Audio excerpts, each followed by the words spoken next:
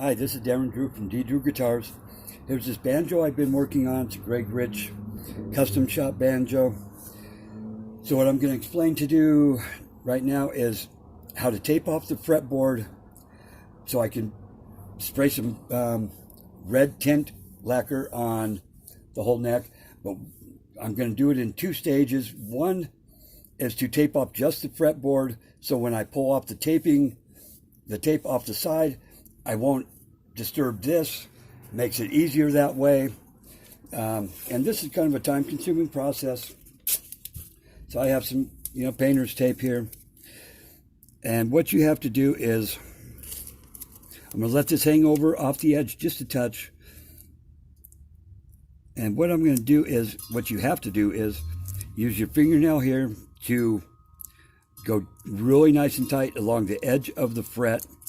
Otherwise, overspray will get in there on this hand-painted paint scheme, and we don't want any overspray or colored paint on this fretboard whatsoever.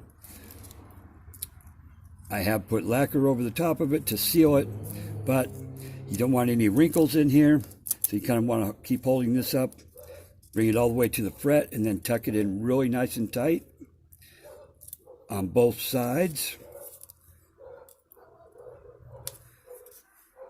And I've done this quite a few times, so I'm pretty good at it. Takes a little bit of practice. But you really want to get it nice and tight so that overspray doesn't go in there. Depending on what type of spray system you use, even rattle can, it's still going to get spray in there if you don't have this really tight against the frets. No wrinkles, like I said.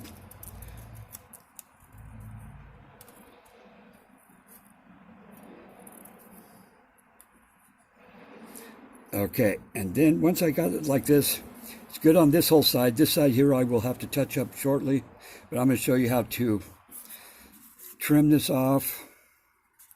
I want to make sure it's all nice and tight. Get a brand new razor blade, and all you really have to do is go pushing in a downward motion like this, and it will trim off your excess tape. Simply that easy with the downward motion.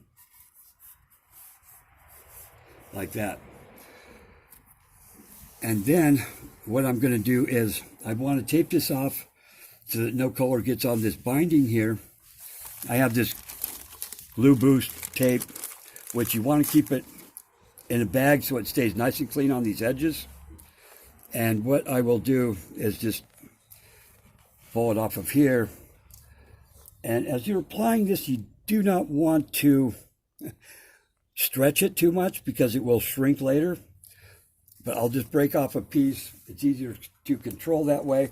Put it on something clean. And this part is very difficult because you want to put it on this edge here. All this whole black line has to show, but no wood has to show. So you just want to have a good eye, very good lighting to accomplish this. I'll tack it down there, and I'm holding it up here, and that's what is guiding me to push it. And so I'm holding it very lightly in my left hand, and I'm just guiding it, pushing down with my right. See, there's some black showing, so I'll just simply lift it back up. And I'll tell you, you only want to spray the color one time, so this has to be absolutely perfect. Otherwise, you're going to leave a wood seam, or you're going to take off too much of the black. If anything, I would always like to have the color go onto the black, then the wood showing. And you can get in a flow with this to where it's working really well, hopefully. You want to have good lighting to do this.